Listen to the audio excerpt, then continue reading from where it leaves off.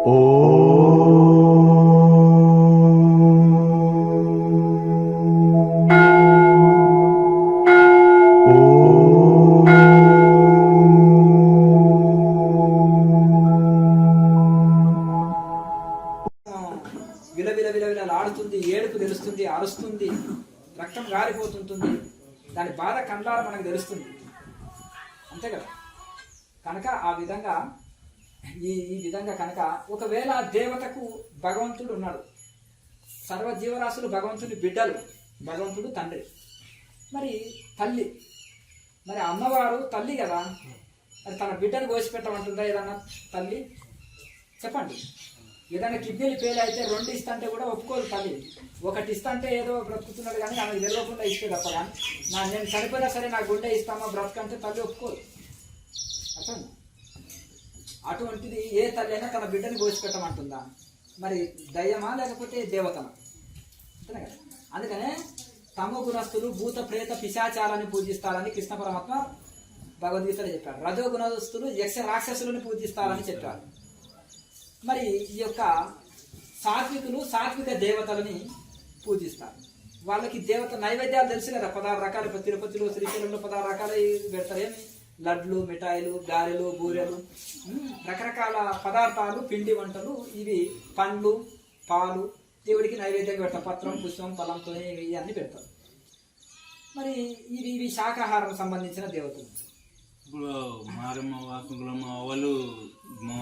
ఒకటే చెప్పిన, వీళ్ళ నాలుక కోసం దేవుడి పేరు చెప్పి తింటున్నారు అంతే. వీళ్ళ నాలుక రుచి కోసం. ఇప్పుడు నేను దేవుడికి సమర్పించి మరి లడ్డు, మిఠాయి ఇవన్నీ తినిపించి దేవుడికి సమర్పించి తిను. మిగతా వాళ్ళు బ్రాహ్మణ్స్ కానీ మిగతా వాళ్ళందరూ కూడా చెప్పొచ్చు కదా, మిగతా వాళ్ళందరూ కూడా చేయకూడదు అట్లా. చెప్తే ఏంటరా? ఒకవేళ మాకెందుకు నోరు నొప్పి అని వాళ్ళు ఊరుకుంటారు. ఇంకొకటి చెప్తా చూడండి, కాలం మారింది. ఇప్పుడు కుల మతాలు లేదు, అర్థమైంది కదా. కుల మతాలతో లేదు, మాంసం వీళ్ళే తినాలి వాళ్ళే తినాలి నువ్వు అన్నది. ఆ కాలంలో, పూర్వకాలంలో వీళ్ళు తినరు వీళ్ళు తింటారు అనేది ఒక నియమం ఉండే. ఇప్పుడు ఎవరు తింటారో ఎవరు తినరో ఎవరికి తెలుస్తలేదు. ఎవరు తినరంటే చెప్తా చూడండి, 100% ఆధ్యాత్మికంలోకి వచ్చిన వాడు తప్పకుండా శాకాహారిగా ఉంటాడు. అర్థమైందా? ఎవరైతే ఇంకా కులం మతంతో సంబంధం లేదు, ఆధ్యాత్మికంలో రాని వ్యక్తి కొంతమంది శాకాహారులు ఉంటారు, లేరని నేను అంటలేదు. నాస్తికుల్లో దేవుడిని నమ్మని వాడు కూడా శాకాహారం ఉండొచ్చు, నేను కాదని. కానీ ఈ ఆధ్యాత్మిక జీవితం లేని వాళ్ళు మ్యాక్సిమం 50-60% అయినా ఇక మధుమాంసాలు తప్పకుండా తీసుకుంటారు. ఇక ఆధ్యాత్మికమైన వ్యక్తి శాస్త్రం చదువుతాడు, గురువుల సాంగత్యం దొరుకుతుంది, ఏది మంచి ఆహారం, ఏది తినాలి, ఏది వద్దు అనేది నియమం చెప్తారు. కాబట్టి మళ్ళీ గురువుల్లో కూడా మళ్ళీ కొన్ని సాంప్రదాయాల్లో తినండి, అవధూత పరంపర అనేది ఏదో ఇంకే ఈ పరంపర అనేటోళ్ళు ఉన్నారు, నేను కాదంటాను. అది మరి నేను అంటున్నా కదా, అది తమో గుణ గురు పరంపర. గురు పరంపరలు ఇంతవరకు చెప్పిన తమో గుణం, రజోగుణం, సత్వగుణం అనేది 3 గుణాలు ఉంటాయి. గురు పరంపరలో కూడా మనకు 3 ఉంటాయి. ఒకటి తమో గుణ గురు పరంపర, ఒకటి రజోగుణ గురు పరంపర, ఒకటి సత్వగుణ గురు పరంపర. అయితే తమో గుణ గురు పరంపర ఏం చేస్తారు, ఇట్లే మేము అన్నట్టు ఇవి ఉంటాయి కదా, గ్రామ దేవతల్ని లేకపోతే ఇంకేదన్నా పూజించమని చెప్తారు. దాంతో ఒకటి ఏంటంటే బలు లేవమంటారు ఈ తమో గుణస్తులు. ఇక రజో గుణస్తులు వేరే, యక్ష రాక్షసులని ఫోటోలు పెట్టుకుని రావణాసురుడు కూడా గుడి కడతారు. ఇంకా వేరే హిరణ్యకశిపుడు కూడా గుడి కట్టుతారు ఉన్నారు. చూడరా మీరు చూడమంటున్నారు. ఆ గుళ్ళు పోయినరా గుళ్ళకు అలా ఉంటాయి కదా. దానికి ఏం చేస్తారు, ఈ జంతు బలులు ఇస్తారు, ఇవి చేస్తారు, అవి చేస్తారు, రకరకాల. ఒరే నాయన, మనది రాక్షస పరంపర, మీరెక్కడ చెడబుట్టినవరా నాయన, మీకు ఏ గురువుడు తప్పు ఏమయ్యా? పంతులు మీరు మావాడికి పాఠాలు తప్పు చెప్తున్నారా? పిల్లవాళ్ళు ఎట్లా చెప్తే అట్లా చెప్తారు. పంతులు నీవా ఆయన? నువ్వే పాఠాలు నేర్పుతున్నావు? సత్వగుణ దేవతలని శ్రీమన్నారాయణుడి గురించి నువ్వు నేర్పుతున్నావు. నేర్పకపోతే ఎట్లా? ఇప్పుడు యక్ష రాక్షసులకు ఎట్లా ఉంటాయి? మధుమాంసాలు తినాలి, ఇక జంతు బలులు ఇవ్వాలి, ఋషులను బాధించాలి, ఋషులను ఇబ్బంది పెట్టాలి, ఈ విధంగా నేర్పాలి. నువ్వేం నేర్పుతున్నారు పాఠాలు అంటారు కదా, అట్లా. కనుక ఆ విధంగా రాక్షస చదువు వేరే ఉంటుంది, వాళ్ళ ఆచారాలు వేరే ఉంటాయి, వాళ్ళ ఆహార నియమాలు వేరే ఉంటాయి, మధుమాంసాలు తినడం ఇవన్నీ ఉంటాయి. కనుక తమో గుణ పరంపరలో వెళ్ళానుకో, తినొచ్చునా అనేది పవిత్రం మనకు అంటారు. అంత బ్రహ్మమే కదా, నీకు భేదం ఉందా అంటారు, అంతేనా కదా. అప్పుడు శిష్యుడు ఏమంటారు, ఇది పప్పు ఇది మాంసం అని నేను భేదం చెప్తున్నా, అభేద దృష్టి బ్రహ్మజ్ఞానం కదా, భేదం లేని సూపు, ఇంకా నాకు భేదం ఉందంటే బ్రహ్మజ్ఞానం రానట్టు. అయితే ఇప్పుడు నేను మాంసం తింటే ఇంకా నాకు ఇంకా ఇంకా బ్రహ్మజ్ఞానం వచ్చినట్టే అని అన్నట్టు వాళ్ళకు భ్రమ కలిగిస్తారు. వీళ్ళకు తెలియదు కదా పాపం, అంతేనా? అప్పుడు మనం క్వశ్చన్ ఏంటంటే, నాయన ఇది మనం అని ఉందా, భేదం ఉందా? ఇది మాంసం అని భేదం ఉందా? నువ్వు పప్పు మాంసానికి భేదం చూపొద్దు అంటున్నావు కదా, మరి మనానికి మాంసానికి కూడా భేదం చూపి ఇది కూడా కొంచెం తింటామనుకో, ఇంకా నీలోన భేదం మొత్తం నశించినట్టు అయితే ఇది తింటారా, ఇది అశుద్ధం అశుద్ధం అంటే మరి అది కూడా అశుద్ధం. ఒక జీవిని సంపి వచ్చింది, ఒక ప్రాణం తీసి వచ్చిన భోజనం అది కూడా అశుద్ధమే. చచ్చిపోయిన శవం కదా, అశుద్ధమా కాదా అది? ఇప్పుడు శవాన్ని ఏడబెడతారు, శ్మశానం. మరి ఆ చచ్చిపోయిన శవాన్ని పొట్టలు వేస్తే ఇది ఏమవుతుంది? పొట్ట శ్మశానమా కాదా? ఇప్పుడు చచ్చిపోయిన తర్వాత అది ఏమవుతుంది? చచ్చిపోయినది అశుద్ధమే కదా, అశుద్ధం కాబట్టి శవాన్ని రాకడానికి ఇష్టపడతారా? శవం కాడికి పోయిన వాళ్ళు స్నానం చేస్తారు. అమ్మాయి శవం కాడికి వచ్చినాయా, ఇంట్లోకి రానంటారు. అయ్యా మాకు కొంచెం అది ఉందయా అంటారు, సృష్టి ఉందయా, మేము ఈ 11 రోజులు అంటారు. ఊళ్ళో ఎవరైనా చనిపోతే కొంతమంది సదాచారంలో కొంతమంది తినరు, ఆ రోజు స్నానం చేసి మడి కట్టుకొని వండుకొని తింటారు శవం పోయినాక, అవునా కదా? మరి ఆ శవాన్ని అశుద్ధి అని అంటే, మరి ఆ చచ్చిపోయిన శవాన్ని, జంతు శవాన్ని ఫోటోలు వేస్తే మరి ఇది అశుద్ధి శ్మశానమా కాదు? బట్టలు మాత్రం తెల్లగా మల్లెపూర్ లాగా బ్రహ్మాండంగా ధరించి మంచిగా నీట్గా అత్తరు సెంట్లు కొట్టి మేకప్ వేసుకొని, ఆహా చెమట వస్తుంటే కూడా ఫిష్ అని సెంట్లు కొడుతూ మొత్తం నీట్గా ఉంటున్నారు. మరి అంత అశుద్ధిని లోపలికి ఎట్లా వేస్తున్నారు ఆ చచ్చిపోయిన శవాన్ని? ఏమనంటే మానవుడు సర్వభక్తుడు. ఫ్రిడ్జ్లో పెడుతున్నారు, ఫ్రిడ్జ్లో పెట్టుకొని మన సజ్జి కూరలు కూడా తింటున్నారు. మంచి ఫ్రిడ్జ్లో పెట్టుకొని తిందాం, పక్కలకి ఎందుకు పెడతాం అనేటట్టు. నా వారం రోజులు ఫ్రిడ్జ్లో మంచి కూర అంటే ఫ్రిడ్జ్లో పెట్టుకొని మళ్ళీ వేడి చేసుకొని తింటున్నారు. అంత అశుద్ధిని మన కొట్టలో నింపితే ఏం చెప్పు? అది పెంచడం తినడానికి కోసమే కదా అని. ఇప్పుడు అది కాదయ్యా, ఇంకోటి ఇప్పుడు మన పిల్లలు ఉన్నారు, పురి ఆకల్లో ఉంది పాపం, ఎత్తుకొని పోతుంటే దాన్ని గన్ను పెట్టి కాలుస్తున్నారు, బాధలు పెట్టి కొడుతున్నారు, కొట్టాను అని తల రోజులు కొడుతున్నారు. పాపం ఆకల్లో ఉన్నది తినని మన పిల్లవాడు. తింటే ఉంది దాని ఆకల్లో ఉంది, ఆకలి తెలుసుకొని ఒప్పుకుంటావా చెప్పండి? ఇప్పుడు సమన్య వాటికొని ఇప్పుడు సృష్టిలో పుట్టిన సర్వ జీవరాశులకు సమాన హక్కు ఉంది. భూమి మీద గాలి పీల్చుకోవడం, పంచభూతాలు భేదం ఉన్నాయా? గాలి, నీరు, నిప్పు అందరికి సమాన సేవ చేస్తున్నాయి, సమాన సేవ చేస్తున్నాయి కదా. అన్ని సమాన సేవ చేసినప్పుడు వాటికి భేదం లేదు కదా. మరి భూమి మీద పుట్టిన ప్రతి జీవికి సమాన హక్కు ఉంది కదా, గాలి పీల్చుకోవడం, భూమి మీద తిరగడం అన్నీ ఉన్నాయి కదా. మరి మానవుడే ఒకటే తెలివి ఉందని మొత్తం మన వాటిని ఇది చేస్తే ఎట్లా చెప్పు? అంతేనా కదా. జంతువులు తిరగబడితే మానవులు బతకారు, గుర్తుపెట్టుకోండి. ఏనుగులు గుంపు తగిలింది అనుకో ఉంటారా చెప్పండి? ఏమీ పని లేవు. సింహాలు, ఏనుగులు వచ్చేసి అన్ని ఐకమత్యంగా రావాలి. అవి వాటికి బ్రెయిన్ లేదు కాబట్టి, బుద్ధి లేదు కాబట్టి అవి ఐకమత్యంగా రాలేవు. కనుక అది తెలియక ఎవరో చెప్తారు ఈ శాకాహారము మంచిది, తెలియక ఎవరో ఇది మాంసాహారం దేవుడికి బలిస్తుంది, ఇది దేవుడి ప్రసాదం, ఇది అని అంటారు. తక్కువ ఏదో తెలియని దశలో మనం దాన్ని ఆమోదించడము, ఇది చేసినాము. శాస్త్రం చదివినాక గురువుల సాంగత్యంతో భగవద్గీత చదవడం, శాస్త్రం చదవడం, తెలుసుకున్న తర్వాత మరి సత్యాన్ని తెలుసుకోవాలి కదా మనం, అంతేనా? సత్యం తెలుసుకున్న తర్వాత మరి దాన్ని అమల్లో పెట్టాలి. తెలియని దశలో తిన్నామండి, ఎవరో మాటలు చెప్పి బలహీనంగా ఉన్నావు, బలం రావాలి, ఇది తినకపోతే ఎట్లా, అది ఇది అంటారు. అదే ఆధ్యాత్మిక డాక్టర్ చెప్పడు, ఆధ్యాత్మికం లేని వాళ్ళు చెప్తారు అనుకోండి. మరి అదే డాక్టర్ మంచి దానికంటే శక్తివంతమైనది తినొచ్చా డాక్టర్? తినొచ్చు అంటారు. మరి పప్పులు కాదంటారా? అన్ని రకాల పప్పులు, ఆకుకూరలు, కూరగాయలు తింటే విటమిన్ వాళ్ళు ఏంటంటే క్యాలరీల శక్తి చూస్తారు. పప్పులు ఉన్నారా? మరి పప్పులు అన్ని రకాల క్యాలరీల శక్తి బాగుంటుంది. కందిపప్పులో 120%, మాంసంలో 80% ఉంటుంది. మరి 40% ఎక్కువే ఉంది కదా. మరి కందిపప్పు తినొచ్చు కదా రోజు. అందుకనే బ్రాహ్మణ్స్ ఏం చేస్తారు, ఎన్ని కూరలున్నా కందిపప్పు రోజు వచ్చింది, కందిపప్పు రోజు తింటారు వాళ్ళు, అవునా? ఏడా పప్పన్నం అంటే అయ్యగారింటి కూడా పప్పన్నం కాదంటే, పప్పన్నం అనే పేరు పట్టింది అంతేనా కదా. పప్పు బ్రాహ్మణులు అనే పేరే పడిపోతుంది. బ్రాహ్మణులు అంటేనే పప్పు. ఎందుకు పప్పు? వాళ్ళు పిచ్చోళ్ళు అయితే తింటలేరు. 120 క్యాలరీల శక్తి ఎక్కువ ఉంది. ఒరే నాయన నువ్వు మాంసం అంటావు, నేను 120 శక్తిని క్యాలరీల శక్తి ఉన్న కందిపప్పును తింటున్నా, నువ్వు 70-80% ఉన్న మాంసం తింటున్నావు. తమో గుణము పెరిగిపోయి, నిద్ర మబ్బు, సోమర్తనము, శరీరం మొద్దు వారిపోయి, మైండ్ మొద్దు వారిపోయి నీవు ఉన్నావు. నీకంటే ఎక్కువ క్యాలరీల శక్తి నేను నెయ్యి వేసుకొని తింటున్నా. మళ్ళీ అన్న ముద్దపప్పులో పెరుగు వేసుకుంటున్నా, మీగడ పెరుగు ఎట్లుంటుంది, అందులో వెన్న శాతం ఉంటుంది. అలాగే ముద్దపప్పులో నెయ్యి వేసుకుంటున్నా, అర్థమైందా? మంచి రకాల పప్పులు కూరగాయలు శుద్ధిగా రుచిగా శుచిగా అప్పటికప్పుడు చేసుకొని తింటున్నాం. అర్థమైంది కదా? అట్లా మరి వాళ్ళు శాకాహారంలో మంచి శక్తి ఉన్నవి, మంచి విటమిన్స్ అందేటివి తీసుకోండి, మంచి క్యాలరీల శక్తి ఉన్నవి తీసుకోండి. అంతేనే కదా? అన్ని విటమిన్స్ అందాలి, 7 రుచులు అందాలి శరీరానికి. కానీ మితి తప్పితే గతి తప్పుతుంది. ఏది ఎక్కువ తీసుకున్నా కానీ మితంగా ఉండాలని. మీరు ఏదైనా పోయినప్పుడు కూడా ఎవరన్నా అట్లా చెప్తే కూడా దాన్ని ఖండించి దాన్ని ఆన్సర్ చేయగలగాలి. తెలియక ఏం చేస్తారు, కరెక్ట్ ఒక మనిషి ప్రశ్న అడిగినప్పుడు దానికి ఆన్సర్ చేస్తే తృప్తి పడతారు. అది సైంటిఫిక్గా చెప్పాలి. చెప్పినప్పుడు తృప్తి పడతారు. శాస్త్రాలు ఇట్లా చెప్తున్నాయి, గురువులు ఇట్లా చెప్తున్నాయి, సైన్స్ ఇది చెప్తుంది. సైన్స్ ప్రకారం నేను క్యాలరీల శక్తి కోసం తింటాను. కొన్ని అది ఎందుకు సంపాదించాలంటే క్యాలరీల శక్తి, నేను శక్తి పెంచడానికి అంటున్నాను. మరి శక్తి అంటే మరి నువ్వు ల్యాబ్ టెస్ట్లో నీకు విటమిన్సే కదా నీకు అందేది. అంటే మరి ఏది ఎక్కువ ఉంది అనేది తెలుసు.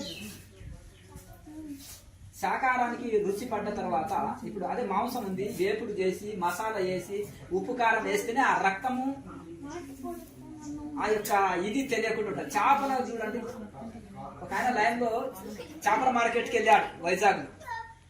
ఒక 2-3 కిలోమీటర్ల దూరంలో మొత్తం ఎట్లుంటది, చేపలు చచ్చిపోయిన చేపలు పొట్టు ఆ రక్తము అంత పడే వరకు తల తిరిగిపోయే. అసలు మామూలు శాకాహారులు అయితే అక్కడ పోలేరు, చక్కెర వచ్చి కింద పడిపోతారు. వాళ్ళు పోయిన తర్వాత 1 కిలోమీటర్ లైన్ ఉంది.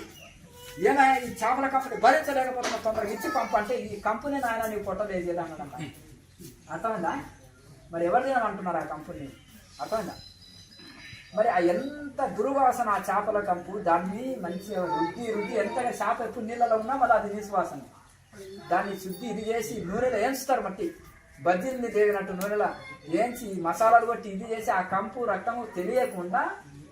అర్థమైంది కదా? కచ్చిపు కట్టేసి చేపల మార్కెట్లో, లేకపోతే మాస్క్ పెట్టేసి లేదంటే లోపలంగా మూసుకుంటాడు. అది తీసుకొని మరి అంత కంపెనీ పొట్టలో వేయడం కదా, దాన్ని తెలియకుండా మసాలా వేసి నూనెలో వేయించి తింటారు. అదే కూరగాయలను ఉట్టివే, పప్పులు ఉట్టివే నవ్వులేయచ్చు వండకుండా, మసాలా నూనె వేయనక్కర్లేదు. కూరగాయలు పచ్చివే తినేయచ్చు. అంతేనా కదా? శాకాహారం ఏదైనా పచ్చిదైనా తినేయచ్చు, గుర్తుపెట్టుకోండి. అదే మాంసాహారం పచ్చి తినలేదు. అది మీ ఆహారం కనుక, మీ ఆహారం కాదు కనుక ఆ పచ్చిది తినలేరు. తిని చూపెట్టాను, మసాలా వేయద్దు, నూనె వేయద్దు, కాల్చొద్దు అని తిని చూపెట్టాను. ఎందుకు తినలేకపోతున్నారు? అది మీ ఆహారం కాదు. అదే టమాటో కానీ కూరగాయలు కానీ రకరకాల అన్ని నమ్ముకొని తినేయచ్చు. అంతేనా కదా? అది మన ఆహారం కనుక. స్వామి కోడి రామమూర్తి ఉన్నాడు, శాకాహారి. ఆసియా ఖండంలోనే బరువులు ఎత్తడంలో నెంబర్ 1 ఆయన. అర్థమైందా? ఏం తినేవాడు? పప్పన్నమే తినేవాడు, కూరగాయలు పోయి తినేవాడు. చెప్పండి. ఇప్పుడు శని దోష నివారణ పూజలు, సర్వదోష నివారణ పూజలు ఉంటాయి కదా స్వామి. అయితే దాంట్లోకి 10,000 20,000 అంటారు కదా స్వామి. అవి నిజంగా చేయించుకునేటోళ్ళకి వీళ్ళకి ఇష్టం, చేసేటోళ్ళకి వాళ్ళకి ఇష్టం. మధ్యలో మనం ఏమన్నా అంటే విమర్శ. అంతేనా కదా? ఈయన దగ్గర డబ్బులు ఎక్కువైనాయి, ఆయనకు ఇచ్చేది ఆయన చేసేది ఆయన. మన మధ్యలో మనకేం నొప్పి చెప్పు? అంతేనా కదా? మనకేం లేదు కదా. ఇవి నిజంగా మనిషి మీద ఉంటాయి ప్రభావం. ఇప్పుడు ఆ ప్రభావం తగ్గట్టే ₹1,00,000 ఇచ్చేటోళ్ళు కూడా ఉన్నారు. మొత్తం శని దోషం నవగ్రహ దోషం తీసే అయ్యగారంటే ₹1,00,000 ఎప్పుడే క్యాషే ఇస్తారు, బ్యాగులు నింపి తృప్తి. ఎవరికైనా నిజంగా నేను పోగొడతాను కరెక్ట్ గా ఉంది అని చెప్పిండు అనుకోండి, అయ్యా అంతెందుకు పని అయినాకనే పైసలు ఇవి అంటారు కదా. అంతేనా? ఇప్పుడు సాయంత్రం వరకు కూలి చేసినాకనే కదా డబ్బులు ఇచ్చేది, కూలి అయిపోయినాకనే ఇచ్చేది. అయ్యా అది కూడా సమస్య పరిష్కారం అయినాకనే ఇస్తా. పూజ అయిపోయినాక కాదు పంతులు గారు, పని అయిపోయినాక. పూజ అయిపోయినాక అంటే 1 గంటలో 2 గంటల్లో అయిపోతుంది. పని అయిపోయినాక అంటే ఆ దోషం అంతా పోయి సక్సెస్ కావాలి. ఏదో దుఃఖం ఉంది కదా, దుఃఖం పోవాలి. నవగ్రహాల వలన ఇదొక వచ్చింది దుఃఖమే కదా, బాధనే కదా. ఆ దుఃఖం బాధ పోయినాక ఇస్తాయా, నువ్వు 10 అడిగితే నేను 20 ఇస్తా అని చెప్పాను. అంతేనా కదా? అయ్యో నీ పూజ మీద నీకే గ్యారంటీ లేదా అయ్యగారు అన్నాను చెప్పండి. అంతేనా? ఉపశమనం, ఏడ్చిన కళ్ళకు తుడిచినట్టు ఉపశమనం అంటారు. అంతే, ఉపశమనం కోసం ఇవన్నీ చేసేది, సంతృప్తి కోసం అంతే. అంతే. ఎక్కువ ఖర్చు పెడితే ఇంకా ఎక్కువ సాటిస్ఫాక్షన్ అనమాట. ఖర్చు పెట్టినా అవుతుంది ఇంకేం లేదు. తక్కువ ఖర్చు పెడితే చిన్న పూజారి ఏం తెలియదు బాబు ఈయనకి. అట్లా బాగా ఖర్చు పెట్టించాడనుకో, 10 లక్షలు పెట్టించాడనుకో, పెద్ద శాంతి అది మంచి శాంతి. తుఫాను కురిసినప్పుడు శాంతి అయిపోతుంది. డబ్బులు ఎక్కువ ఉంటే అవి ఊరికేగా తృప్తి, సాటిస్ఫాక్షన్, అంతేనా కదా. హాస్పిటల్కి వెళ్ళినా 4 గంటలు వెయిటింగ్ చేయాలి, ఏసీ రూమ్ లో కూర్చోబెట్టేసి మంచిగా బాగా ఈ చేయాలి. 10 లక్షలు వసూలు చేసినానుకో శాంతి అబ్బా, ఫుల్ శాంతి అయిపోతుంది. సగం రోగం పోతుంది.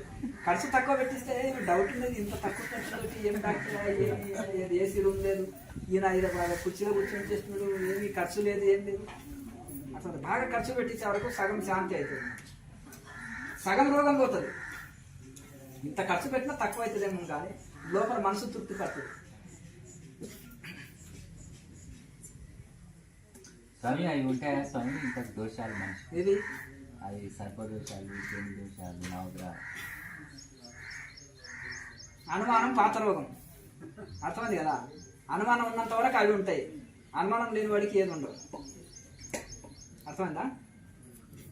ఇప్పుడు సీమ కుట్టినా పాము కుట్టింది అన్నోడు ఎప్పుడే చచ్చిపోతాడు మంచి రోగంతో. ఒకడు చెత్తలో పోతుంటే ఏదో పామే కుట్టింది పొరపాటున అని వాడికి ధ్యాస లేదు, ఏదో సీమ గడిచినట్టు దాన్ని పోతుంటే ఆ ధైర్యంతో వాడికి ఇక ఆ భయం లేదు, ఏం లేదు, బ్రతికిపోయిన వాళ్ళు ఉన్నారు. సీమ గుట్టి చచ్చిపోయిన వాళ్ళు, పాము అనే అనుమానంతో చచ్చిపోయిన వాళ్ళు ఉన్నారు. అలాగే పాము గుట్టి కూడా సీమ గడిచింది ఏమవుతుంది అని మొండిగా పోయిన వాడికి బతికిన వాళ్ళు ఉన్నారు. అర్థమైందా? అది అది మన నమ్మకం, విశ్వాసంతో సగం ఉంది. నువ్వు భయపడితే అయిపోయి ఇప్పుడే తావు, పిరికివాడికి బతికే హక్కు లేదు అంటాడు వివేకానంద స్వామి. రోజు వస్తాడు పిరికివాడు. ధీరుడు ఒకటే రోజు దేహం వదులుతాడు, ఒకటే రోజు చనిపోతాడు. అందుకని ధీరుడిగా ఉండు, దీనుడిగా ఉండక. అర్థమైందా? ఆయన 20 రోగాలు లాస్ట్కి అటాక్ చేసినాయి. భయపడ్డా చెప్పండి. అట్లా కనుక ఎవరికయ్యా ఈ భయాలు దుఃఖాలు అంటే పిరికివాడికయ్యా అంటారు. అర్థం కదా? దుఃఖాలు భయాలు ఇవన్నీ ఎవరికయ్యా అంటున్నాయంటే ఇది. అయితే ఎవరైతే వాళ్ళెవరో నాకు ఇది హెల్ప్ చేయాలి, వీళ్ళెవరో నాకు సహాయం చేస్తారు, వాళ్ళెవరో నన్ను పైకి తీసుకొస్తారు, వీళ్ళెవరో నన్ను బాగుపడేటట్టు చేస్తారు, అంతేనా కదా అనే అనుకుంటాడు చూడు. తన మీద తనకు నమ్మకము, భగవంతుడి మీద నమ్మకం లేని వాళ్ళ కోసం ఇవన్నీ. తన మీద తనకు సంపూర్ణ విశ్వాసము, భగవంతుడి మీద సంపూర్ణ విశ్వాసం ఉన్న వాళ్ళకి ఇవేం పని చేయవు. వాస్తులు ఎవరికైనా అంటే సన్యాసులకు కాదు, సంసారం. అర్థమైంది కదా? సన్యాసులకు ఏ వాస్తు పడ్డ వాడు చనిపోయిన వాళ్ళు. సన్యాసులు ప్రపంచంలో లెక్క లేరు. వాళ్ళు ఆల్రెడీ వాళ్ళకి పిండం పెట్టుకున్నారు.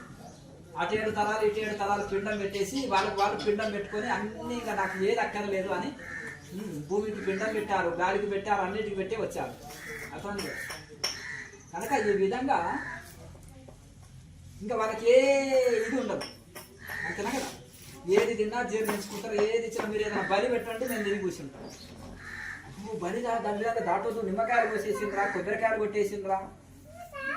అవధూతలు ఉన్నారు, ఆఖరి మంట నాకు కొబ్బరికాయ రోడ్డు మీద పడ్డది, బలి తీసేశారు, తినిపడేస్తాడు. తింటడా ఏమై బలి అన్నం అంటారు కొంతమంది. ఆ బలి అక్కడ పెట్టండి పోండి నాయన అంటారు, అంతేనా కదా? చేపించుకున్న బలి అంటారు. ఆకలి ఉండి అవధూతాలు నిలబడి రాజాలాగా తినేస్తారు, అంతేనా కదా? ఏమైనా భయం జరుగుతుందా అక్కడ? చెప్పండి. అట్లా ఇది కూడా ఎవరికయ్యా ఇవన్నీ అంటే కనుక ఎప్పుడైతే భగవంతుని మీద సంపూర్ణ విశ్వాసం, శాస్త్రం మీద సంపూర్ణ విశ్వాసం, గురువుల పైన సంపూర్ణ విశ్వాసం, తన పైన తనకు సంపూర్ణ విశ్వాసం ఉండాలి. అందుకనే దైవ కృప, శాస్త్ర కృప,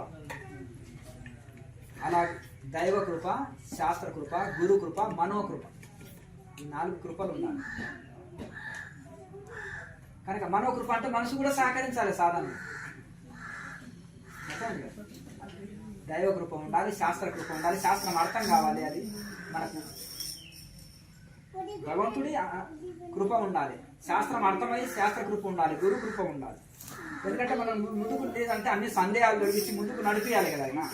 అలాగే మనోకృప, మన మనసు కూడా సహకరించాలి దానికి. మనిషి లేకపోతే అనుకో, గురువు ఈ చెవులో చెప్పి నీ చెవులంగా వదిలేసి వెళ్ళిపోయింది అనుకో, లాభం లేదు కదా. ఒక ఆయన ఒక 3 పుర్రెలు తీసుకొచ్చారంట. ఒకటి చెవిలో పెట్టేది ఏది ఉత్తమం ఉంది అంటే ఒకటి కర్ర పెట్టి కుస్తే ఇది చెవిలో కుస్తే ఇది చెవిలోకి వెళ్ళిందన్న, అంటే ఇక్కడ ఉన్నది ఇక్కడ వదిలిపెట్టట ఆయన అన్న. ఇంకొక ఆయనకు చెవిలో కూర్చుంటే నోట్లోకి వెళ్ళిందన్న, అంటే చెవిలో ఇన్నది నోటి గుట్ట ఉన్నది ఉన్నట్టు చెప్పగలుగుతానంట. ఒక ఆయనకి చెవిలో కూర్చుంటే హృదయంలోకి దిగిందన్న, ఓ తలకాయ కుర్రకి, అంటే ఆయన చెవిలో ఇన్నది హృదయంలో ఆచరిస్తాడు, ఇది ఉత్తమ పుర్రె అని చెప్పింది. ఇక్కడ హృదయంలోకి దిగాలి, విన్నది కన్నది చదివింది గురువులు చెప్పింది. ఇక్కడ దిగకుండా ఇక్కడ నుంచి ఇక్కడ వెళ్ళిపోయింది అనుకో లాభం లేదు, ఇక్కడి నుంచి ఇక్కడ వచ్చింది అనుకో లాభం లేదు. కొంతమంది విన్నది ఉన్నట్టు చెప్పగలుగుతారు, ఇలా విన్నదనుకో ఉపన్యాసం మళ్ళీ ఉన్నది ఉన్నట్టు టేప్ రికార్డ్ పాట విని మళ్ళీ వాడినట్టుగా ఉన్నది ఉన్నట్టు చెప్పగలుగుతారు. కానీ ఇక్కడి నుంచి ఇక్కడికి దిగాలి, హృదయంలోకి దిగాలి. దిగినప్పుడు ఆటోమేటిక్గా దాన్ని ఆచరణ వస్తుంది, అనుభవం ఆచరణ ద్వారా అనుభవం వస్తుంది.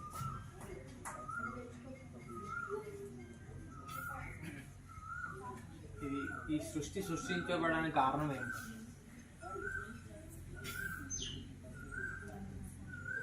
భగవంతుడికి మొదలు నిరాకార పరబ్రహ్మ ఒక్కడే, నేనే అనేకమవునుగాక అని అన్నారు. అని ఆయనలో సంకల్పం వచ్చింది, అనేకంగా మారిపోయాడు. మొదలు పంచభూతాలు వచ్చినాయి, తర్వాత సమస్త జీవరాశులు వచ్చినాయి. అయితే ఈ సముద్రము లాంటిది పరమాత్మ. సముద్రం అంతా అలలు ఎక్కడ ఉంటాయి? ఒడ్డునే కదా. ఒక 2 కిలోమీటర్ల వరకే అలలు ఉంటాయి. అవతల పోతే నడి సముద్రం వలె అంటారు, గంభీరంగా. ఒకటి గంభీర స్థితి ఆకాశం వలె, అంటే ఆకాశం ఎంత గంభీరంగా ఉంటుంది చూడండి, ఒకసారి ఒంటరి ఉన్నప్పుడు చూడండి, మొత్తం నిండి ఉంటుంది. అలాగే నడి సముద్రం వలె అంటే గంభీరంగా ఉంటుంది. నడి సముద్రంలో అలలు ఉండవు, కదలకుండా నిశ్చలంగా ఉంటుంది. అలలు స్టార్టింగ్ ఉంటాయి. సాధనలో కూడా స్టార్టింగ్లోనే ఈ అలలు లాంటివి ఆలోచనలు ఇవన్నీ ఇంకా లోనికి వెళ్ళిపోతే నడి సముద్రం దాకా ఆలోచనలు ఆగిపోతాయి. సాధనలో డీప్కి వెళ్ళినప్పుడు ఆలోచనలు ఆగిపోయి నడి సముద్రంలో ఉండే గంభీర స్థితిలో ఉంటారు, ధ్యాన స్థితిలో. అలాగే ఈ యొక్క సముద్రములో అంటే భగవంతుడు అనేవారు సముద్రం లాంటి వారు. ఏకాంశైన స్థితో జగత్ అనేది భగవద్గీతలో పదం. అంటే ఈ సముద్రం లాంటి ఈ యొక్క పరమాత్మలో ఒక్క అంశకు చంచల స్థితి కలిగితే ఇంత సృష్టి ఏర్పడ్డది. ఒక అంశం అంటే 100%లో 1%. ఎలా అంటే ఆ 1% ఇప్పుడు సుడి ఊరుతుంది సముద్రంలో. ఆ సుడి గుండం ఎక్కడ ఉంటుంది? సముద్రం మధ్యలోనే ఉంటుంది. కనుక అలాగే ఈ యొక్క ఆ ఒక్క 1% ఆ చంచల స్థితి ఎక్కడ ఉంటుంది? 100%లోనే ఉంటుంది. అంటే పరమాత్మ అనేవారు 100% ఆ పరమాత్మలో. అంటే చంచలం అని ఎందుకు అంటున్నాం అంటే సంకల్పం, ఇక కోరిక, నేనే అనేకమవును కాక అనే ఒక సంకల్పము కోరిక వస్తుంది. అంటే దాని పేరు ఆ యొక్క నిశ్చల పరమాత్మలో ఒక్క 1% ఆ కోరిక సంకల్పం అనేది ఆ చంచల స్థితి. ఆ చంచల స్థితి ఎక్కడ ఉంటుంది? మళ్ళా 100%లోనే ఉంటుంది. ఆ సముద్రంలోనే 1% వచ్చినప్పుడే ఆ యొక్క ఒక అలలాగా మారింది. మళ్ళీ తిరిగి ఆ సముద్రంలోనే ఉంటుంది. అది ఈ 1% కూడా సృష్టి మళ్ళీ పరమాత్మలోనే ఉంది. 99% నిశ్చలంగా ఉంటుంది పరమాత్మ స్థితి. 1% ఈ చంచల స్థితి సృష్టి. మళ్ళీ ఈ 1% వెళ్ళి మళ్ళీ ఆ 99%లో కలిసినప్పుడు దాన్ని ప్రళయం, మళ్ళీ ఏకాకారం, మళ్ళీ అంతే. ఇంకా నిరాకార పరమాత్మని అక్కడ ఉంది. ఈ సృష్టి నియమం ఇది. సృష్టి స్థితి లయము అది జరుగుతుంది. ఇప్పుడు సరే ఓ చేప ఏదో ఒడ్డున పడ్డది, మళ్ళీ ఏది నీళ్ళలో పడితే అయిపోయాయి, అంతేనా కదా? లేకపోతే ఇప్పుడు సరే ఎండాకాలంలో బాగా ఎండలు వచ్చినాయి. ఎండలు వచ్చినప్పుడు సముద్రం నీరు ఏమవుతుంది? ఆవిరి అయిపోతుంది, మేఘాలుగా మారుతుంది. తెలివైన మేఘం ఏం చేస్తుంది? ఆ సముద్రం మీద గురించి మళ్ళీ సముద్రంలో కలుస్తుంది. సరే ఏదో రకంగా ఈటెక్కింది, ఆవిరి అయింది, పోయింది. అది కొంచెం తెలివి తప్పిన మేఘం ఏం చేస్తుంది? గాలికి ఈడవబడి అక్కడెక్కడో అడవుల్లో అయ్యి కొండల మీద గుట్టల మీద మేఘాలు అయ్యి మళ్ళీ వర్షం కురుస్తుంది. మళ్ళీ సముద్రం కలవాలంటే ఎంత టైం పడుతుంది? అది గుట్టల్లో అయ్యి దాతులు భూతాతులు, ఎర్ర మట్టి ఉంటే ఎర్ర నీళ్లు, నల్ల మట్టి ఉంటే నల్ల నీళ్లు, అట్లా రకరకాలుగా కొండల్లో గుట్టల్లో అడవుల్లో కురిసిన నీరు ఏం చేస్తుంది? గుట్టల్లో ఉంటే ఇంకిపోతుంది, చెరువుల్లో కుంటల్లో వాగులు వంకల రూపంలో వస్తుంది. వస్తూ వస్తూ నదులుగా మారి అది మళ్ళీ సముద్రంలో పట్టడానికి టైం పడుతుంది. నదిగా ఉన్నా కానీ మళ్ళీ ఇది కావచ్చు, కానీ సముద్రంలో అయితే ఇంకా పాకర పట్టదు. వచ్చి సముద్రంలో కలిస్తే దాని లక్ష్యం పూర్తి అవుతుంది. అలాగే జీవుడు అనేకమైన ఈడవబడి సముద్రం నీళ్ళే అంటే పరమాత్మనే ఆవిరైంది, ఆవిరై ఈడవబడ్డది, ఎక్కడో అడుగులో పడ్డది, మళ్ళీ సముద్రానికి చేరుకోనికి టైం పడుతుంది. చెరువులు, కుంటలు, వాగులు, వంకలు, నదులుగా మారి సముద్రంలో కలవడానికి టైం పడుతుంది. తెలివైన మేఘాలు అనుకో, ఋషులు లాంటి వాళ్ళు ఎగిరింది అనుకో, అయ్యో నేను ఆవిరి ఎత్తినాను, మళ్ళీ అక్కడనే మేఘాలు సముద్రంలోనే గుడిసి అందరినీ ఎంబడే కలిసిపోతాయి. అర్థమైంది? మరి ఋషులు కూడా మళ్ళీ జన్మ తీసుకుంటారు అంటే వాళ్ళు ఇక్కడ ఆవిరి అయినా మళ్ళీ అందరినీ గుడుస్తుంది ఎంబడే. అంటే వాళ్ళు లోక శ్రేయస్సు కోసం మళ్ళీ జన్మ తీసుకుంటారు. అయ్యో రామకృష్ణ పరమహంస మళ్ళీ జన్మ తీసుకుంటున్నాడు 200 సంవత్సరాల తర్వాత, ఆయనకు ముక్తి లేదా, మోక్షం లేదా, దక్షిణాయనంలో దేహం వదిలాడే ఉత్తరాయణంలో కదా అంటే యోగులకు ఉత్తరాయణం అంటే ఈడాపింగర వచ్చి దక్షిణాయనము, ఈ యొక్క సుష్మ నాడి సరస్వతి నాడి అది వచ్చేసి ఉత్తరాయణం. భగవద్గీతలో చెప్పింది ఏమిటి? ఉత్తరాయణం దక్షిణాయనం అంటే వర్షాకాలమేమో దక్షిణాయనము, ఉత్తరాయణమేమో అది కాదు. అర్థం కదా? జనవరి తర్వాత మనకు ఉంటుంది కదా డిసెంబర్ నుంచి, అది ఉత్తరాయణం, అది కాదు. ఈడాపింగలనే దక్షిణాయనము, సుష్మనాడే ఉత్తరాయణం. యోగులు ఆ ఉత్తరాయణం సుష్మనాడి గుంట వదిలిన వాళ్ళకు మోసం. మరి రామకృష్ణ పరమహంస గారు దక్షిణాయనం వదిలారు. అందులో మళ్ళీ ఆయన మళ్ళీ జన్మిస్తానన్నాడంటే అది గురువుల సంకల్పము, భగవంతుడి సంకల్పం. మళ్ళీ వచ్చినా మళ్ళీ వాళ్ళు ముక్తాత్మకంగానే ఉంటారు కదా. ఇంజన్ పని అనేది ఎన్నో డబ్బలని లాక్కొని వెళ్ళడని, కానీ ఇంజన్ లాక్కునేది డబ్బలు లాక్కొని వెళ్ళలేవు. అంటే గురువులు ఇంజన్ లాంటి వాళ్ళు, ఎన్నో జడమైన డబ్బల్ని లాక్కొని వెళ్ళడమే వాళ్ళ పని, కానీ ఆ ఇంజన్ లాగనికి ఈ డబ్బలు ఏం పని చేయవు. అర్థమైందా? ఆ గురువులు మళ్ళీ జన్మ తీసుకున్నా మళ్ళీ లోక కళ్యాణార్థము ఇక ఏదంటే దైవ మతము ప్రతిష్ఠితం అగునుగా అంటుంది మనార స్వామి. దైవ మతం అంటే మానవులు పెట్టిన మతంలో ఏదో ఒకటి స్వార్థం ఉంటుంది. నాది శైవము, నాది ఈ మతం, ఆ మతం, నాది వైష్ణవం అని కొట్లాట ఉంటుంది. వాళ్ళు రాసిన పుస్తకాల్లో కూడా ఎంతో అంత స్వార్థం ఉంటుంది. కానీ దైవ మతం, దైవం స్థాపించిన మతం సమానం ఉంటుంది, దైవ గ్రంథము సమానం ఉంటుంది. భేదం అంటే దైవ మతం కాదు, దేవుడి పేరు మీద మానవుడు రాసిన గ్రంథం. మానవుడు పెట్టిన మతంలో, మానవుడు రాసిన గ్రంథంలో ఏదో కోణంలో స్వార్థము, సంకుచిత భావం ఉంటుంది. దైవ గ్రంథంలో కానీ, దైవం చెప్పిన మాటలో కానీ, దైవ మతంలో కానీ భేదం ఉండదు. అట్లా కనుక అంత సమానంగా ఉంటుంది. జరుగుతూనే ఉంటాయి మొత్తం రాత్రి పగలు. నేను అదే అంటున్నాం. ఇప్పుడు ఇది మనం ఇలా అంటే తాళం పడుతుంది, ఇలా అంటే వదులుతుంది. సృష్టి ఉండేది ఉంటుంది. మార్కెట్లో మస్తు భోజనం ఎందుకు పెట్టాలి? అది ఉండన్నందుకు తినాలనిపిస్తుంది. ఆ రోడ్డు మీద అవన్నీ బజ్జీలు ఇవి అవి ఎందుకు వేయాలి? అవి వేయకుంటేనే బాగుంటా అంటే నేను ఆర్గ కంట్రోల్ పెట్టుకుంటే అయిపోయా కదా. అంతేనా కదా? హోటల్లో లేకుండా ఉంటే మంచిది కదా, తినాలనిపిస్తుందా నాకు ఆ బోర్డు అని పెడితే. అంతే అంటే అట్లా ఇంటికాడ ఉంది కదా, వండుకొని తిన మంచిగా, అంతే కదా. అంటే ఇంకొకటి, పూర్వము బ్రహ్మ మానస పుత్రులు సనక సనందన్నారు. అయితే మరి బ్రహ్మ మనసు నుంచి పుట్టినవాడు అంతర్ముఖం చేసి పుట్టించాడు కాబట్టి అందరూ ఋషులుగా మారిపోయారు. ఓహో నా సృష్టి జరుగుతలేదని ప్రజాపతిని సృష్టించి బహిర్ముఖం ఇంద్రియాలు చేసి పెట్టే వరకు సంతానోత్పత్తి జరిగి ఓహో సృష్టి అంతా జరుగుతుంది. అర్థమైందిగా? ఈ పెళ్ళిళ్ళు, పేరంటాలు, ఆకర్షణ లేకపోతే జంతువులు కూడా పట్టించుకో, సంతానం ఏమి ఉండదు. అర్థమైంది కదా? ఈ మానవ సంతతి ఇట్లా పెరగనే పెరగదు. అర్థమైందా? ఏడ కూర్చున్నా ఏ జంజాతం ఎందుకు నాయన, నేను కూర్చొని హాయిగా కూర్చొని అందరూ రుచిలో అయిపోతారు సనకసనందంలో లాగా. ఇంకా ఇట్లా లాభం లేదు. సృష్టి తాగాలంటే బహిర్ముఖం ఇంద్రియాలు చేసి పెట్టాలి, ఆటోమేటిక్గా సృష్టి తాగుతుంది. మళ్ళీ అంతర్ముఖం కావడానికి కూడా ఒక టెక్నిక్ పెట్టాడు, యోగ మార్గాన్ని, బ్రహ్మ విద్యని పెట్టాడు. అయ్యా కావాలనుకున్న వాళ్ళు దాని మీద విసిగిపోయి మళ్ళీ అంతర్ముఖం కావచ్చు, లేదా చిన్నప్పటి సందే అంతర్ముఖం కావచ్చు. దీని ప్రకారం అనేది అంతర్ముఖ విద్య కూడా చెప్పాడు. కానీ దాని ప్రకారంగా అంతర్ముఖమై మళ్ళీ దైవాన్ని కూడా తెలుసుకోవచ్చు, దైవాన్ని అనుభూతి పొందవచ్చు. రెండు ఉన్నాయి.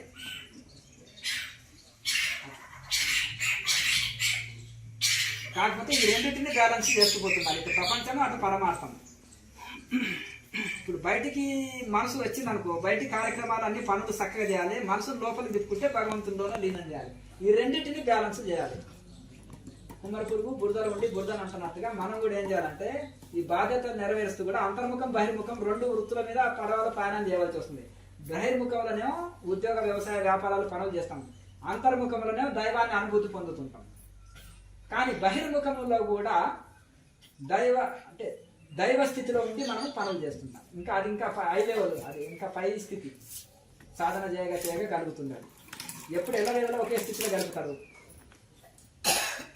అన్ని కర్మలు చేస్తున్నా, ధ్యానం చేస్తున్నా, ఈ రెండింటినీ బ్యాలెన్స్ ఒకటే స్థితిలో ఉండే స్థితి కలుగుతుంది. కనుక ఈ యొక్క మనం అంతర్ముఖమై అప్పుడప్పుడు మనం అనుభూతి చెందుతుండాలి. అంతర్ముఖం ఏంటంటే స్వయం సెల్ఫ్, మన కోసం మనం. బహిర్ముఖం కర్మలు ఏంటిదంటే ప్రపంచానికి మేలు జరుగుతుంది. అంతర్ముఖ కర్మలతోటి మన సాధనతోటి మనకు మనం మేలు చేసుకుంటాం.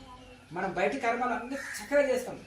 అమ్మగారులు ఉన్నారు, మంచిగా ఉతుకుతారు, వంటలు చేస్తారు, ఇల్లు క్లీన్ పెట్టుకుంటారు, అన్ని పనులు చేస్తారు, ఉద్యోగాలు చేస్తున్నారు. మగవాళ్ళు ఉన్నారు, ఆఫీస్కి వెళ్తారు, మొత్తం వ్యాపారం, ఉద్యోగము, వ్యవసాయం అన్ని పర్ఫెక్ట్ చేస్తున్నారు, అన్ని చేస్తున్నారు. కానీ ఇక్కడ వీళ్ళు ఏం చేస్తున్నారంటే వాళ్ళకి వాళ్ళు టైం ఇచ్చుకుంటలేరు. వాళ్ళ ఆత్మని ఉద్ధరించుకున్నట కోసం. దాంతో ఏమవుతుందంటే నానా రకాల జబ్బులు రావడం, మనిషికి టెన్షన్స్, ఒత్తిళ్ళు, ఎన్నో రకాల ఆరోగ్యపరమైనవి, మనశ్శాంతికి సంబంధించినవి, మానసికమైనవి, ఆరోగ్యమైనవి ఎన్నో సమస్యలు ఎదుర్కొంటున్నాయి. కనుక దీన్ని మనం అంతర్ముఖం కూడా కావడం నేర్చుకుంటామంటే సమస్య లేదు. అన్ని సమస్యలకు పులి స్టాప్ అంతర్ముఖం కావడం నేర్చుకుంటాం. అందుకనే కర్మయోగము అంటే దైవానికి అర్పించి అన్ని కర్మలు చేయన్నాడు భగవంతుడు. తర్వాత కర్మయోగం అని మరి ధ్యానయోగం కూడా చేయాలి. నిన్ను నీవు ఉద్ధరే ఆత్మన. కనుక ఈ రెండింటిని బ్యాలెన్స్ చేయాలి, ధ్యానయోగం, కర్మయోగం. కనుక మనం అంతర్ముఖం కావడం తెలుసుకుంటే మనిషిలో స్వార్థం పోతుంది, అసూయ ద్వేషాలు పోతాయి, అరిసెట్టు వర్గాలు పోతాయి, సగం రోగం దాంతో పోతుంది, 3 గుణాలు పోతాయి. ఇక నీవు నేను ఒకటే అనే స్థితిలో ఉంటాం. సర్వం బ్రహ్మమయం జగత్ అంతా ఒకే పరమాత్మ, బ్రహ్మాండం అంతా ఒకే పరమాత్మమయం అనేది తెలుసుకుంటాం. ఇంకా సమస్యనే ఉండదు. అట్లా సూర్యనాడి, చంద్రనాడి అంతే. అంటే మనకు సూర్యనాడి ద్వారా కొద్దిగా మంచి జరుగుతుంది, చంద్రనాడి ఈడ అంటే చంద్రనాడి, పింగళ అంటే సూర్యనాడి. ఈడ పింగళ. సరస్వతి నాడి, సుష్మనాడిని సరస్వతి నాడి అంటారు. సరస్వతి అంటే జ్ఞానం. సరస్వతి రైట్ అంటే సైడ్ ఉన్నది సూర్యనాడి, రైట్ సైడ్ ఉన్నది సూర్యనాడి, ఇక్కడ లెఫ్ట్ సైడ్ ఉన్నది చంద్రనాడి. ఈడ పింగళ అంటే ఈడ అంటే చంద్రనాడి ఎడమ పక్కన, కుడి పక్కన సూర్యనాడి, మధ్యలో ఉండేది సుష్మనాడి. సుష్మనాడి అంటే సరస్వతి నాడి, సరస్వతి దేవి. అది మనకు మన శ్వాస తీసుకుంటేప్పుడు వదిలినప్పుడు మనకు తెలిసిపోతుంది కదా గురుదేవ. ఒకవేళ మనకు సూర్యనాడి నడిచేది, చంద్రనాడి తెలిసిపోతుంది. మేరుదండంలో కూడా తెలుస్తుంది. మేరుదండంలో తెలిసిందంటే బాగా ఎక్కువ సాధన నడిచినట్టు అనిపిస్తుంది. ఇప్పుడు ఈ ముక్కులలో తెలిసేదేమో కొత్త కూడా తెలుస్తుంది. ఆ మేరుదండంలో తెలిసేదేమో కొద్దిగా సాధన మన సూక్ష్మనాడి నడిచినట్టుగా మనకు తెలుస్తుంది. స్వామీజీ, ఇప్పుడు పూర్వజన్మలు తెలుసుకోవాలంటే ఏం చేయాలి? నిన్న జన్మని సద్వినియోగం అంతేనా కదా. ఆ టీవీలో వాళ్ళెవరో అన్నారు, ఈ టీవీలో ఇది అన్నారు, వాళ్ళు ఏదో ఇది చేసింది అనేది ఏదో ఆ పూర్వజన్మ పుస్తకాలు, గత జన్మలు, హాస్టల్ ట్రావెలింగ్ అవన్నీ పక్కకి పెట్టేసి మొదలు ఉన్న జన్మని సద్వినియోగం చేసుకుంటాం. అర్థం కాదు. కనుక నేను ఎందుకు పుట్టినాను, ఎందుకు నాకు ఈ ఫ్యామిలీ వచ్చింది, ఎందుకు ఈ సంసారము, మరి నేను ఎట్లా తరించాలి ఈ జన్మ నుంచి? ఇప్పుడు కాలు బుర్ర దొక్కినా దీన్ని ఎట్లా కడుక్కోవాలి, దీన్ని ఎట్లా ఇది చేయాలి, ఈ జన్మ తీసుకున్నా ఏదో ఎట్లా తీసుకున్నా, పూర్వ కర్మ ఉన్నందుకే జన్మ తీసుకున్నా, ఈ కర్మను ఎట్లా కడిగేసుకోవాలి, నేను ఇక్కడ ఈ కర్మ లేకుండా చేసుకోవాలి, మళ్ళీ మోక్షం ఎట్లా పొందాలనేది ప్రయత్నం చేస్తాను. అంతేనా కదా. ఇప్పుడు ఒక ఆయన వీధిలో పోతుంటే మనం దొక్కాడంటే ఇది ఏ గల్లీలో కూర్చున్నాడు, ఎవరు తిన్నారు, ఎవరు తింటే దొక్కినాడు, ఎట్లా ఉంది, అంతేనా కదా. ఏం తిన్నాడు, ఏం తిని జీర్ణించుకున్నాడు, ఎవరు చిన్నపిల్లల పెద్దవాళ్ళ ఇలా మనం కూర్చున్న వాళ్ళు ఇవన్నీ చూస్తామా. ముక్కు వదిలిపోతుంది, ట్యాప్ దగ్గరికి వెళ్ళి ఎమ్మడే కడిగేసుకుంటాం. అంతేనా కదా. అట్లా ఏ జన్మల కర్మ అంటింది, నాకు ఈ రుణబంధం ఎట్లా కింద వచ్చింది అంటారు కొంతమంది. నాకు భార్య పిల్లలు చెప్పినట్టు వినరు, లేకపోతే వ్యాపారంలో లాసులు ఉన్నాయి, ఆరోగ్య సమస్యలు ఉన్నాయి, లేకపోతే వీళ్ళు వినరు, వాళ్ళు వినరు నా మాట, నాకు ఇది ఉంది, అది వచ్చే, ఇది వచ్చే అని మనం అనుకుంటాం. ఏ కర్మ, ఏ జన్మలో ఈ కర్మ అంటుంటాం. ఏ జన్మల్లో వస్తే వచ్చింది, దాన్ని కడిగేసుకోవాలి కర్మని సాధనతోటి. అంతేనా. రూపాయి ఖర్చు లేదు కదా, సాధనతోటి మనం ఇది చేసేసుకోవాలి.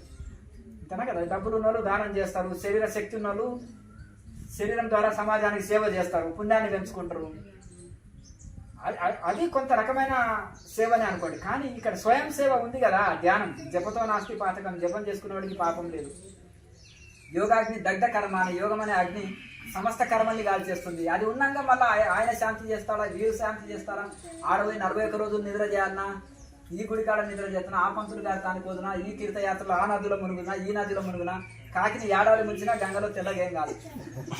అంతేనా కదా? ఎలకతోలు తెచ్చి ఏడాది ఉతికినా నలుపు కానీ తెలుపు కాదు. అంతేనా కదా? అది ఏంటంటే మనము నేను మారాలి, తరించాలని ఒక తపనతోటి, ఒక శరణాగతితోటి భగవంతుని ప్రార్థన చేస్తే కొన్ని కర్మలు తగ్గించబడతాయి. ఇప్పుడు గాంధీ జయంతి రోజు అని ఇంకా కొన్ని పర్వదినాల్లో కొన్ని మంచి మంచి దినాల్లో ఖైదీలను వదిలిపెడుతుంటారు. ఏం లాయర్ గారు ఎందుకు వదిలిపెడతారు? మంచి పరివర్తన వస్తే వదిలిపెడతారు, ఉట్టిగా కాదు కదా. అంతేనా కదా? ఓహో, అతనికి శిక్షణ కూడా ఇస్తారు, బయటకు పోయి బ్రతికేటట్టు సోమవారం చేయరాడా, కొన్ని పనులు నేర్పుతారు, పరివర్తన వచ్చేటట్టు వాళ్ళకి మైండ్ మంచిగా అదే వాళ్ళకి శిక్షణ కూడా ఇస్తారు, వాళ్ళకి మైండ్ వాష్ చేస్తారు రకరకాలుగా ఎట్లా అనేది చెప్పి వాళ్ళలో కొంత మాటలు విని మారిండ్రు అనుకో పరివర్తన వస్తే పంపిస్తారు, పరివర్తన రాకపోతే అట్లే ఉంచుతారు. అలాగే సరే తెలుసో తెలియకనో మనుషుల వలన కర్మలు జరుగుతాయి. భగవంతుని దీనంగా ప్రార్థన పని చేస్తుంది బాగా. ప్రార్థన వలన అలాగే భగవంతుని ప్రార్థించడం వలన శరణాగతితోటి భగవంతుని వేడుకోవడం వలన కర్మ ప్రభావం తగ్గుతుంది, కొంత తగ్గిస్తాడు భగవంతుడు. ఇంకా అదే పనిగా మన బుద్ధ తొక్త కాలు కలుగుతా అనకుండా కొంచెము కర్మల ప్రభావం తగ్గుతుంది. దాంతో ఇదవుతుంది. అంటే గొడ్డలితో పోయేది గోడుతో పోతుంది, అంతేనా కదా? తల దిగేది గోడు దిగుతుంది, అర్థం. అట్లా కనుక ఆ విధంగా సగం గండాలు పక్కన ఏ దేవుడు అంటే అంటారు కదా, ఎంత గండం ఏ దేవుడు రక్షించాలో అంటారా కదా. అట్లా ఆ విధంగా కొన్ని ఆ కర్మల ప్రభావం తగ్గుతుంటుంది. సాధన ఎవరైతే చేస్తారో, నిరంతర జప సాధన, ధ్యాన సాధన ఎవరైతే చేస్తారో, యోగం ఎవరైతే చేస్తారో వాళ్ళకి అంటారు, ఒక శాస్త్ర ప్రాణాయామ శాస్త్రం చెప్తుంది, ప్రాణాయామం చేసిన వాడికి పాపమే లేదు అంటారు. అగ్నిలో కట్టెలు వేస్తే ఉందా, బూడిద ఏముంటుంది? బొగ్గులైనా మళ్ళీ కాలాలి, బొగ్గులైనా మళ్ళీ కాల్స్తాయి కదా. బూడిద అయితే ఏముంది, బూడిద ఏం లేదు అంటారు. బొగ్గులు అంటే మళ్ళీ కాల్చండి, వాళ్ళు బూడిద చేసేయండి అంటారు. బూడిద అంటే సున్నా, ఇంకేం లేదు అంటే ఏముంది బూడిద అంటారు. కట్టెలు గాలి బూడిద అయిన అనుకో, కర్మ బూడిద అయినట్టు అంతే. కనుక అట్లాగే బొగ్గులుగా మిగలొద్దు, మళ్ళీ బూడిద కావాలి అది, అంతేనా కదా? పూర్ణావతిలో మొత్తం బూడిద అయిపోవాలి. అట్లా ఆ విధంగా ఆ యోగం అనే అగ్ని కూడా మొత్తం కర్మల్ని భస్మం చేసేస్తుంది. ఇప్పుడు శరీరంలో ఎన్నో కర్మలు దోషాలు ఉన్నాయనుకో, రోగాలు వచ్చినాయి, మరి ప్రాణాయామం ఆ దోషాన్ని తీసేస్తుందా? అగ్నిలో రాగి, ఇనుము ఇత్తడి కలిసిన బంగారం, ముడి బంగారం ఉండి నిప్పులు వేసి కాలిస్తే పుటం పెడితే మొత్తం తొలగి స్వచ్ఛమైన బంగారం బయటకు వస్తుందా? వస్తుంది. అలాగే మరి ఇవన్నీ తీసేస్తుంది అంటే కర్మనే కదా, ఈ నొప్పులు, బాధలు, రోగాలు. మరి ప్రాణాయామం తీసేస్తుందా? తీసేస్తలేదు. కర్మ ప్రభావం తొలగిస్తుందా? ఆ ప్రాణాయామ అభ్యాసంలో దైవాన్ని వేడుకుంటున్నాము, జపం చేస్తున్నాము, శరణాగతితో భగవంతుని ప్రార్థన చేస్తున్నాము, భక్తితో కూడిన యోగం చేస్తున్నాం ఇక్కడ. దాని వలన మనకు ఫలితం ఉంటుంది. ఒక పరిష్కారం ఉంటే దానికి, ఒక సమస్య ఉంటే దానికి పరిష్కారం ఉంటుంది, ఒక రోగం ఉంటే దానికి మెడిసిన్ ఉంటుంది. ప్రతి సమస్యకి పరిష్కారం ఉంటుంది. సమస్య సృష్టించబడ్డదంటే పరిష్కారం కూడా సృష్టించబడ్డది. ఆ భగవంతుడు, ఋషులు మనకు ఆ పరిష్కారాలు చూపించబడ్డారు శాస్త్రాల్లో, ప్రతి సమస్యకు చూపించబడ్డాయి. కనుక దాన్ని ఆ పరిష్కారం దాన్ని ఫాలో అయితే అయిపోయింది.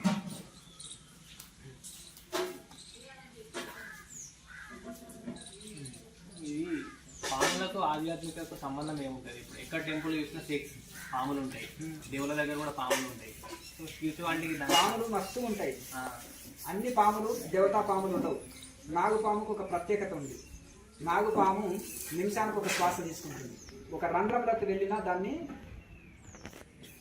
సీల్ చేసేసిన కేచర ముద్రలో ఉంటుంది. నాలుగని పొడుగు ఉంటుంది, పాము నాలుగ చూసినరా? దాన్ని తీసుకొని పోయి లాక్ వేసుకుంటుంది. పాము నాలుగ చాలా పొడుగు ఉంటుంది కదా, చూసినా కదా? ఆ నాలుక ద్వారా అది కేచర్లో ఉంటుంది. అప్పుడు అమృతం తాగుతూ అది 10 సంవత్సరాలైనా 20 సంవత్సరాలైనా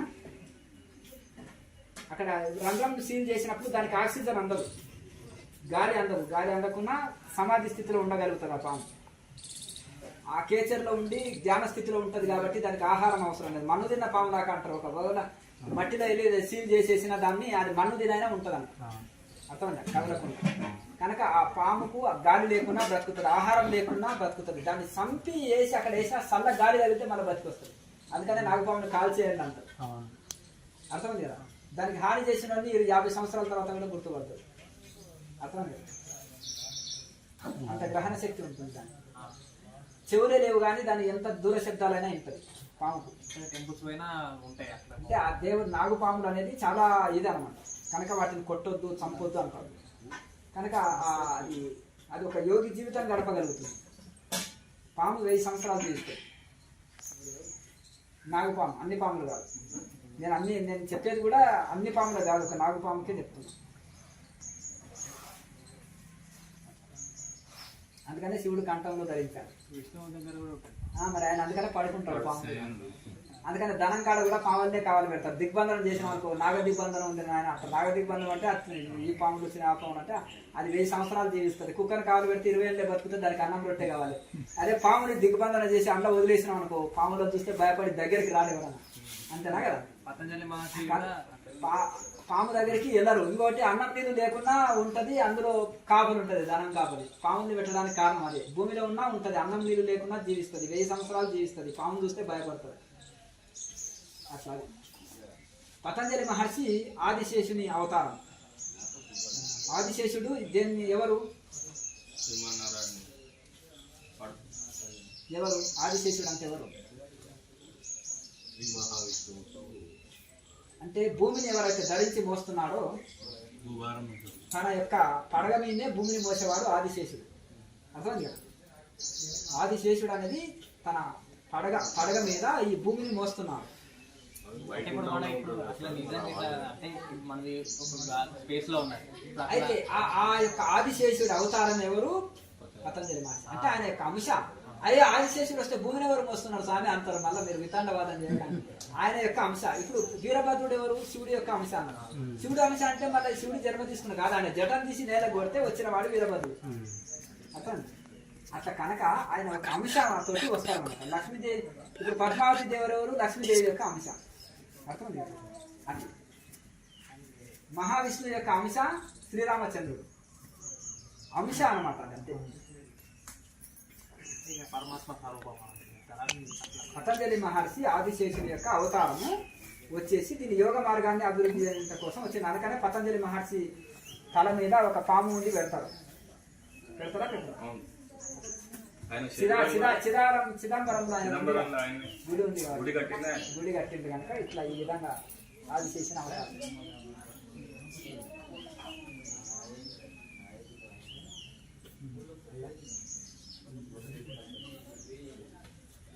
చాలా సంతోషం. మంచిదిగా బాగా సాధన చేసుకోండి.